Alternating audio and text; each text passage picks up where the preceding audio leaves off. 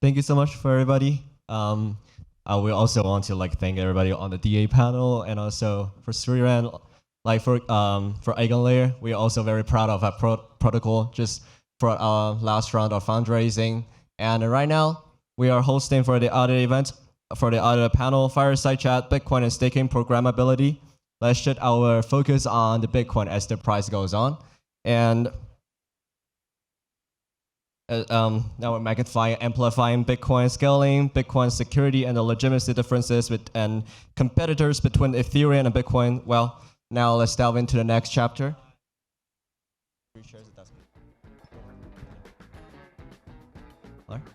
Now let's welcome Gokhan, Managing Director of IOSG Ventures, David, co-founder of Babylon, and also Alexei, co-founder of Interlay and BOB. So right now, let's give a pedal. All right, yeah. Hello, everyone. Thanks a lot again for coming to our event. I'm Gokhan. I'm a managing director at IOSG Ventures. And in this panel, I have the pleasure to have Alexei and David with us. We're going to be talking about another ecosystem. Like before, I think most of the discussions we were having were around Ethereum, Cosmos, and other ecosystems. Now we're moving to Bitcoin. We're going to discuss Bitcoin staking and programmability in general.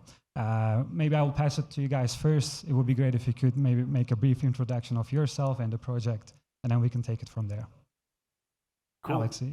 So hi, I'm Alexei. I'm one of the co-founders of Bob. Bob is a new type of rollup. It's a hybrid layer 2 between Bitcoin and Ethereum. And how this fits into, I guess, the restaking summit is that Bob inherits Bitcoin security through merge mining, specifically a new type of merge mining that allows us to keep fast block times and then reuse Bitcoin mining power to secure the rollup.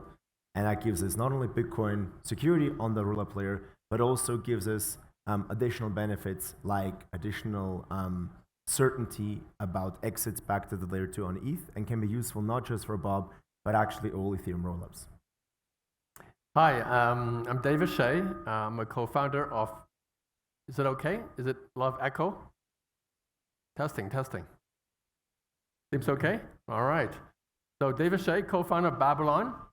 So we've been working on, I believe that the most valuable aspect of Bitcoin is the security, irreplaceable in any part of the other part of the blockchain ecosystem. And so we've been building a sequence of protocols to try to extract security from Bitcoin, in particular, focusing on sharing the security with the proof-of-stake ecosystems. And the newest protocol we built in the past half a year is Bitcoin staking, which sounds like an oxymoron, but I'm hoping to have an opportunity to explain a little bit more of that later on in the panel, if there's interest. Thank you. Maybe we can start with the timing of all that. I think this is one thing that is very interesting because a lot of people have been talking about leveraging Bitcoin security for securing other ecosystems or building on top of Bitcoin, like bringing programmability to Bitcoin ecosystem in general. But then that wasn't considered possible. Like there were some attempts, but none of them were as close to where we are now. So I wanted to start with why do you think is the timing is right now? Maybe we can start what inspired you to build the projects at this point in time? I mean, we've been at this for many years. For me, it's year 9 actually working in Bitcoin research and always on the verge of, okay, Bitcoin and other ecosystems, what else can we do on top of Bitcoin without forking it? And I mean, I've been booed and kind of rejected from Bitcoin conferences for building Bitcoin bridges before. And now what I think changed, apart from the layer 2s being generally more robust and just more mature on Ethereum and the technology really having made a big leap, I think what really changed is the way that the Bitcoin community sees this. Ordinals, as funny as this may seem, were Bitcoin's CryptoKitty moment. Had you told me 2 years ago that we're going to have NFTs on Bitcoin, I would have laughed out of the room and said, how? Nobody wants that. And I'm so happy that I would have been proven wrong because you can see that everybody in Web3 seems to still like Bitcoin. I think many people who build on other ecosystems still have this kind of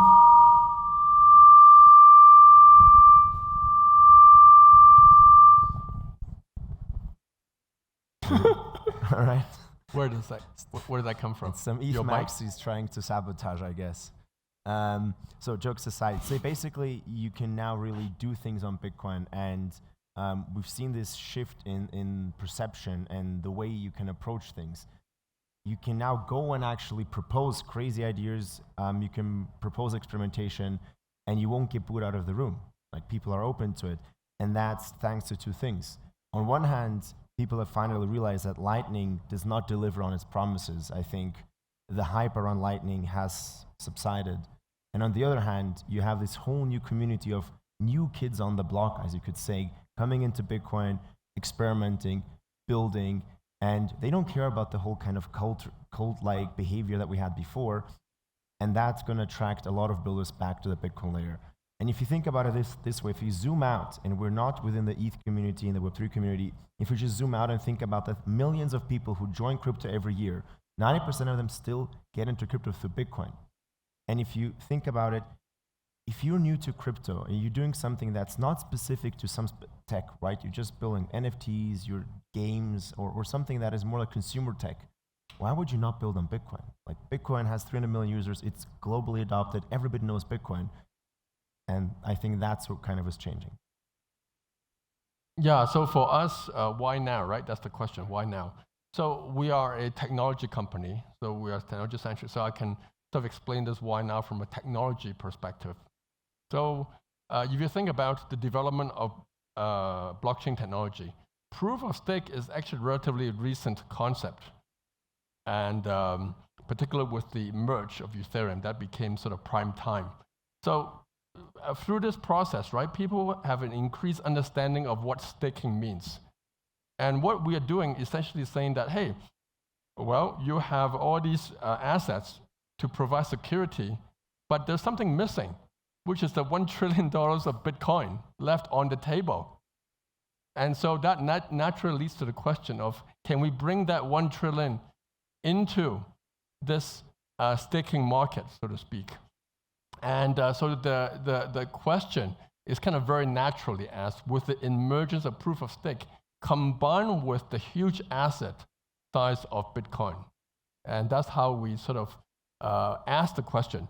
So in research, right, you first have to ask the question before you have an answer. And sort of the timing allows us to ask this question based on the technological progress.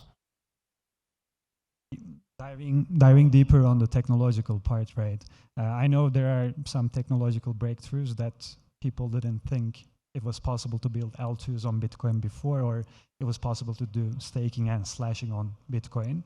So maybe we can dive deeper and explain what are the key technological breakthroughs that are now possible that enables your projects in that sense. Yeah, so that's right. There's quite a few technological breakthroughs. So what's the key idea here, right? The key idea here is that the Bitcoin scripting language, although limited, actually has more expressive power than people have thought. Okay, number one. Number two is, if you focus on, now I'm talking a bit more about the Bitcoin staking concept. If you focus more on general programmability, that's a difficult problem. However, if you focus on, if you only focus on specific use cases, then there's hope of trying to augment this limited programmability with some interesting cryptography to achieve the performance. Basically, what is the crucial problem, I think in general for Bitcoin, is how do we make Bitcoin understand more about what happens on another blockchain or what happens in the outside world. Bitcoin is like a person which is kind of half deaf, not a bit blind. So, but problems like bridging, problems like staking, slashing, all requires a communication of events happening on another chain with Bitcoin. And so the technological progress, not only for Bitcoin staking, but for new technologies like BitVM, is basically try to use the intelligence outside to combine with the limited scripting to achieve some pretty amazing property, I would say, that is not expected of even 1 or 2 years back. And I guess to add on, specifically relevant for layer 2s, is, as David mentioned, the concept of BitVM. And that's something that's very recent. And in fact, Robin Linus and his team, from what they did before is they actually wanted to hack a ZKP verifier into Bitcoin script. And the backstory of this is, according to Robin, is, okay, it took them 8 months to experiment, and they realized, okay, we can't currently do this with Bitcoin script. Like, we don't have enough operations to encode a ZK verifier. What we can do is we can implement an optimistic verification mechanism, not too far from how Optimism and Arbitrum work. And yes, it is a bit different, and it's slightly worse than what we see in terms of Frapers on Ethereum. But the gist of it is you take a program, any program, and you basically break it down into its lowest components. And for example, NAND gates. I mean, by now the implementation doesn't do that, but let's use the first example as in the paper. And you put them in a taproot tree. And what you then get is at the root of the tree gives you a commitment to the entire program. And using NAND gates, you can represent any computation, any kind of program. Now what you then do is you have two parties commit to that program on Bitcoin, on chain. And then if you and I, for example, we can take a very simple program that adds two numbers. Now, it's pretty clear like what the result should be. Now, if you and I were to then commit to this program, we would put up some collateral, let's say like 0.1 BTC each. And then at some point we would run this program, right? And if you get a different result than I do, I can then now go and I can challenge you on chain. I can force you to reveal parts of your program that you would have had to change if you get a different result. Because I know like my program, 1 + 1 is 2. Like you cannot get 3 out of it if you ran the exact same program as I did. But if you tell me it's 3, well then I'm going to force you to go on chain and to reveal parts of the computation. And what I will do is I'll do a binary search. I'll search basically and ask you questions about parts of that program. And I'll do this on chain. So I'll basically do this on Bitcoin. And how we enable this is we not just pre-commit to the hash of the program, we also pre-sign a set of off-chain transactions that set up this challenge and response game between you and me. And if you don't reply, I win, I take your collateral. If you reveal the wrong kind of results, I get your collateral. And ultimately you have to prove to me, like you have to keep replying to these challenges until essentially I fail to prove that you are wrong or I win. And because of course we know that 1 + 1 is 2, ultimately I will be able to prove that you actually change your program. And the cool thing is we can do that in a logarithmic number of steps. So the current BitVM implementation supports 4 billion cycles. That's 2 to the power 32. So within 32 on-chain steps, I can verify and prove that you changed the program, and then we go into slashing. Now this is super cool. This is basically very similar to how Arbitrum fraud proofs work. The difference with BitVM, and that's what makes it slightly weaker, is just because how Bitcoin script is set up, we have to work with off-chain pre-signed transactions because we don't have smart contracts that can verify fraud proof. And this limits BitVM to the model of 1 of n participants must be honest. In Arbitrum and Optimism, you have anyone who has the data can challenge. In BitVM, we say, okay, one of us, or let's say, ideally it makes sense if there's more than 2 people, but we have like 50 sequencers or BitVM operators. And as long as one of them is honest, the bridge, the rollup is secure. But this is super early, right? The paper came out in December. There's works on a technical specification. There's works on prototypes. But it's also important to state that it's not ready yet. And if you have teams claiming, yes, we already have it today and we're doing ZK rollups of BitVM, that's not yet true. And it's going to take probably a year to get to prototypes and like maybe a radical mainnet where this will work. And that's quoting Robin himself. And I think that's a good segue to the security part of all that, right? You mentioned about some of the additional security assumptions. I'd love to hear your thoughts about on that, David, as well. So how much of the Bitcoin security is actually being transferred into the layers that are built on top of Babylon? What additional trust assumptions are we bringing into the equation here? Yeah, so for Bitcoin staking, because it's actually a much simpler protocol than BitVM, we don't have this 1 out of n assumption. So the trust assumption is still the existential honesty of a watchtower. So it's the same level of assumption as Arbitrum in terms of the fraud proofs. So that's the difference between a specific use case in some sense than a general purpose computation, which is BitVM. But I think, this is still, I think, research in progress. I don't think we know whether there's a fundamental limitation why the challenger set has to be permissioned as opposed to permissionless. So I think this is still, actually I've had a lot of discussion with Robin on this question in the past few weeks. So it's a very interesting problem.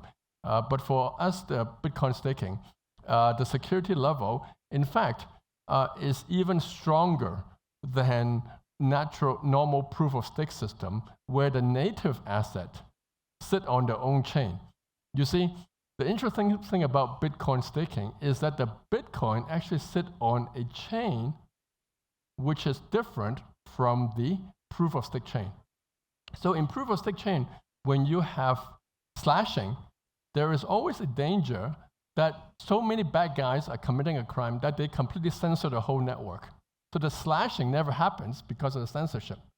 But on Bitcoin staking, because the Bitcoin is sitting on the Bitcoin chain, such censorship cannot happen because the censorship is controlled by Bitcoin miners, which are kind of outside the proof of stake system.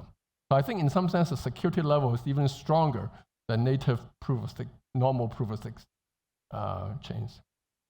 And on the technical side, like one last thing I wanted to touch upon is Bitcoin core community has been known to be conservative, right? I wanted to ask, like, what you're building at this point, does it require at some point a changes to the Bitcoin's core codes? Or if that is going to make things easier for you, do you see Bitcoin core community also like coming to that understanding and supporting programmability or leveraging Bitcoin security for other chains in the future? So, I think we all can agree, like, if we can get new opcodes, it makes our lives easier. Like, anything we can get at this point makes our lives easier because, okay, we have one additional piece that we can use. Now, from our perspective, and having spent a lot of time on Bitcoin trying to really get things done without a fork, we don't want to rely on a fork. I think the way forward is prove that there is demand, prove that things work, use workarounds. BitVM ultimately is a workaround, right? If we had a ZK verifier opcode on Bitcoin, great, we could do a lot more things. But I also count to the camp of people that don't want this right now. I don't think it's ready. We should not try to get OpenZKP into Bitcoin. We're not at the stage yet where we can include such new technology in Bitcoin, which is the backbone of the entire industry. And what we use, for example, is merge mining, which requires no change works today. BitVM, once ready, will also not require changes. OPCAT makes that easier, of course. It makes BitVM more efficient. We can do more things. It might, according to people working on this, it might enable a ZK verifier brute forced into script. I don't personally know if that is really feasible. Not really convinced yet. But for now, we don't need any changes. Yeah, so Bitcoin developers get a lot of flack for being very conservative. But actually, there's a good reason for being conservative.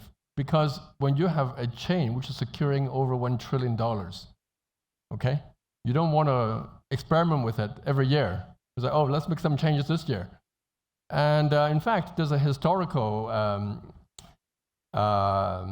reason also on the basis of this conservatism, which is Nakamoto himself. So in fact, the original script has many more opcodes. And one day, he figured out there's a bug with one of those opcodes, and he ended up deleting a bunch of them. And so I think, in my mind, the highest value of Bitcoin is still its security. And so that should take primary position. And so I'm perfectly okay with this conservatism. In fact, when we designed the Bitcoin staking protocol, our first axiom was no soft fork assumption, okay? And so that's what we did. We did not require any soft fork. It is true that when you have new opcodes like covenant, covenant is a term which used to be very esoteric, but now it seems that a lot of people at least know that word. I don't know how many people actually understand what that word means. But once you have covenants, you can actually do quite a few things. For example, that notion of permissioned challenger and permissionless challenger could potentially be solved by having covenants. But yeah, so I think you can already do quite a bit, like BitVM is an example, Bitcoin staking is an example for without soft fork. And with soft, and you're right, I think the demonstration of capability is one step. So you should not go from 0 to 1. You should go from 0 to 0.5 and then to 1, right? Because you say, hey, we can already do pretty well with playing around with all these scripting language limitations. But if you give me this, then I can do even more. So that would be a more compelling reason. Cool. Moving to the community part, I think for Ethereum ecosystem, right, when the rollups were announced as the scaling solution, like it took years to just communicate the whole, educate the whole community. And then still there are like different definitions of what is a secure L2, like what are the differences between L2s, etc. And this sort of education, I think, does not exist on Bitcoin side at all. And then there are a lot of people building like Bitcoin programmability and staking has become like much more relevant, and more people are entering into this part. So a lot of them are just vaporware, but then a lot of them are also like building tangible solutions. So how do you see this education progress for Bitcoin programmability, for Bitcoin community itself, but for the other ecosystems too? So basically, one of the premises and one of the goals of Bob is to position ourselves as this middle ground. Allow the so starting with like the EVM community, how do you allow them to work with Bitcoin? It's a very steep learning curve to understand the UTXO model, understand the scripts. It's simple, right? There's not so many things you have in there, but it's not like, account-based, it's not like a JavaScript programming language. So this learning curve is quite steep, especially since the documentation is not as good as it could be. So that basically is one thing we do. And on the other hand, getting Bitcoin users and people who've been building on Bitcoin to experiment with EVM, that's actually much easier because the tools are better, there's much more education, there's much more materials, there's much more things, there's many more examples. And I think it's very important, zooming out from actual programmability, it's very important to be honest about what we can and what we cannot do. And as you mentioned, there's lots of vaporware, there's lots of marketing, people claiming, oh, we have ZK rollups on Bitcoin today. But that is not true. It simply is not true. And if we go out saying this, we just ruin the reputation, this kind of, we planted the seed, right, with ordinals. Now it's growing. We see more people paying attention. And things like this could ruin the reputation of this new ecosystem. If we oversell and then we can't deliver, well, that will just tell people, oh, okay, it's just like all the other old side chains on Bitcoin, it doesn't work. We'll take a look in 5 years. So yeah, I think it's important. There's a few, like if you're technical, there's like the BitVM Telegram chat, there's a Bitcoin Rollups chat. There's a very cool project called bitcoinrollups.io that's releasing a layer 2 beat for Bitcoin rollups, Bitcoin layer 2s that tries to classify and explain, okay, what can we do today? What is planned in the future? And how do all of these different solutions and proposals actually differentiate themselves? And I think that should hopefully serve as a good basis for new users, new builders to educate themselves and avoid being rug pulled.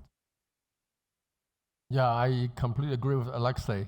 As a researcher, I think we have to be honest on what we can do and what we cannot do and what we may be able to do in 1 year, right?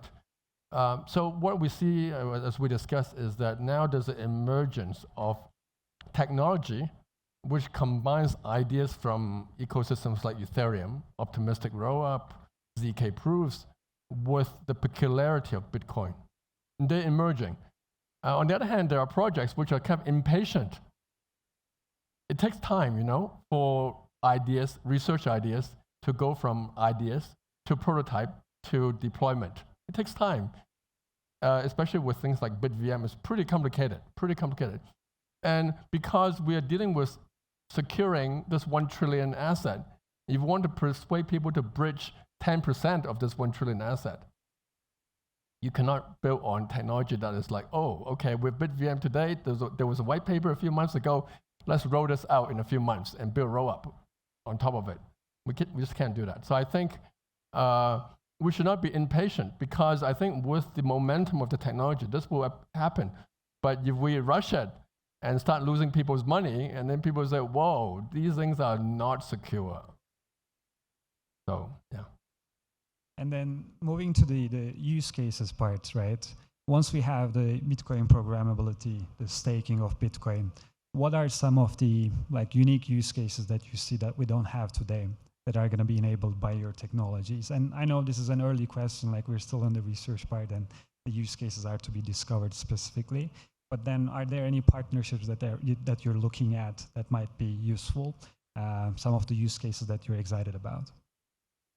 David? Yeah, so I must say I'm not an application guy, I'm an infrastructure guy. So when we think about use cases, right, you think about like Bitcoin staking. What we're saying is, okay, Bitcoin seems to have a lack of a use case as an asset, lack of an use case that Ethereum has, which is staking. Ethereum, by nature of the fact that it's a proof of stake chain, has a very native, basic, and in some sense, like what my collaborator Sanka said, a risk-free use case, which is a very low-risk use case, which is staking. And this is a very important use case for Ethereum, because if you don't want to take any risk, any market risk, then you stake it, and you get the money back, okay? Bitcoin doesn't have that. So that's in some sense our motivation of looking at Bitcoin staking, is to endow Bitcoin with this use case. Now this use case, I must say, is not an application, it's an infrastructure use case. But with this staking, with a huge asset that enables staking, people could build innovations on top of that. So yeah. I mean, I guess for us, there's like two verticals right now. I mean, and then that's more the short midterm, and then there's a long term. I think Ordinals is a very interesting use case because you now can store data on Bitcoin, you can use it for digital art, you can use it maybe for other things. Yes, people will definitely use it for speculation, without doubt. But we also know that speculation drives adoption. You'll have lots of people speculating, experimenting. There'll be many things that don't make sense, 100%. But restricting that, trying to forbid that, goes against the whole nature of Bitcoin. Like, it's free for all. You should be able to do whatever you want, and people should educate themselves. And then the other side, and that I think really where the sustainability will come from, is DeFi infrastructure. So not only just copying things from Ethereum to Bitcoin, that's the base level. That's why we use EVM, so we just can start where Ethereum is today, and then we basically start working on new things. What you want is you want people to be able to deploy Bitcoin into DeFi products. Well, David's team works on staking through proof of stake yield by securing new chains and securing proof of stake chains. The other approach, for example, that we're looking into is staking, but in the sense of using financial instruments. So you deposit Bitcoin and then you lend it out. You put it into an LP pool between the two different BTC versions, or maybe you're more risk open, you put it into a LP pool between AMM pool between Bitcoin and USDT, or you build more complex strategies. So you supply Bitcoin into a lending protocol, you borrow ETH, you stake it, and they put the ST, you use Ladder, you put ST back into the lending protocol, and suddenly you're earning ETH staking rewards on your Bitcoin collateral, your Delta neutral, and there's tons of these strategies that are now being explored, but the thing is they're not accessible because most of them only currently work with WBTC and Ethereum. It's expensive to use them. They're not accessible to the everyday user, and the onboarding is terrible. Like, bridging is really, really bad in terms of user experience, and that's why one of our main focuses for launch is, okay, enable one-click deployments.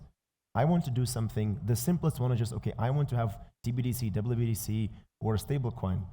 I have some Bitcoin. I'll send this to a deposit address, to a Bitcoin address, and I want to get one of these assets.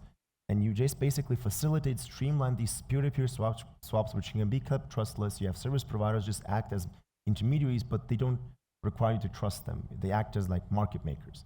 And from there, you can expand towards more advanced solutions. So instead of me just getting TBTC, WBTC, a stablecoin, I get a stake position. I get something else. And this one-click deployment, you can accelerate to, okay, it's one block confirmation, or you can even do it optimistically where the service provider accepts the risk against the fee. And these are things that you will need anyway. With BitVM, with all these new technologies, they will be slow. So this infrastructure needs to be built no matter what roll-up mechanism, what bridge mechanism we'll have in the future. And we can do this today to just enable onboarding. Because at the end of the day, if you think about it, a user will not care about BitVM or kind of if it's a threshold signature-based bridge. Yes, they will think about it's more secure, but they will not see the difference. It's at the base layer. But we can build application layer already today, and I think that's what's really important. Like, showcase what can be done, be open about the security model. Yes, it's like honest majority for like a threshold-based signature bridge, but also be open about, okay, but look, in a year from now, we hopefully will get to 1 out of n. And my next question might be the most difficult one. I'm going to ask the timelines of it. And I know it's pretty early, but when do you think you're going to be able to go into production? When will people start building, like, you know, other layers and chains using Bitcoin as a security layer on top?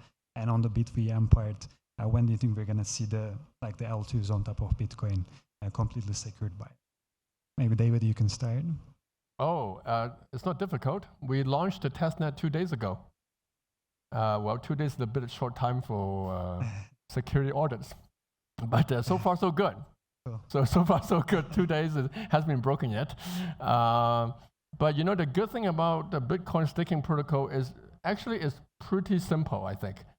It requires sort of some understanding of proof of stake and Bitcoin scripting language, but the protocol itself is pretty simple. And you know, people think simple is no good because you should make things very complicated, because the more complicated, the harder for people to break. Actually, that's not true at all. So I'll give a good example. Bitcoin protocol is at the heart very simple. Longest chain, always bound in the longest chain. You can describe in one sentence. Ethereum proof of stake protocol, you cannot describe in one sentence. You cannot describe in 10 sentences. You cannot describe in 100 sentences. It doesn't mean that Ethereum is more secure than Bitcoin. Well, I guess, I mean, for us, we have a multi-stage rollout plan. So we start as an optimistic rollup on Ethereum, very clear about what it can and cannot do, and that's launching at the halving. We've had a testnet live since December. We have projects onboarding. It's launching at the halving. 2-3 months later, we'll integrate the merge mining. So you have ETH rollup that is secured by Bitcoin proof of work, where the proof of work is reused from Bitcoin to the rollup. And then when BitVM, I mean, that's a tough one. Quoting Robin, testnets with implemented in Rust, implementation of RISC-V instruction set in Rust, end of the year. Maybe a radical mainnet with for some experimentation for teams like us, essentially, to go play around with it. Mainnet, getting a rollup in, man, like we still need a bridge first. Like if you think about it, the simplest, like if you compare bridge to rollup, a bridge is like a smaller problem. You verify only one contract and you check like if transactions are in the longest chain, whatever the rules are. But in the rollup, you need to validate the entire state transition. So that's not just one contract, it's everything else. So I think, you know, we'll start seeing small applications, maybe even not even a bridge first, but something much easier. And I think it's also important to be realistic. It's like next year, probably. If we get it sooner, amazing, but I wouldn't put $1 billion towards it this year, definitely not. Yeah, I think very important point to clarify about BitVM, right? Many people think BitVM is a rollup. Actually, BitVM is not a rollup. BitVM is a primitive for which a rollup can be built. So you got to build the primitive first, and then you got to build on top of that. So it takes time. Maybe to conclude, like, what is the best way for the developers or other people who are interested in what you're building to get in touch with you, to be part of your communities? Alexei. I mean, very simple. gobob.xyz. We have all the information there. Yeah, that's it. Yeah, BabylonChain.io. We have many projects who approach us already, so we're really exciting to work with them. Perfect. All right. Thanks a lot, Alexei. Thanks a lot, David. And thank you.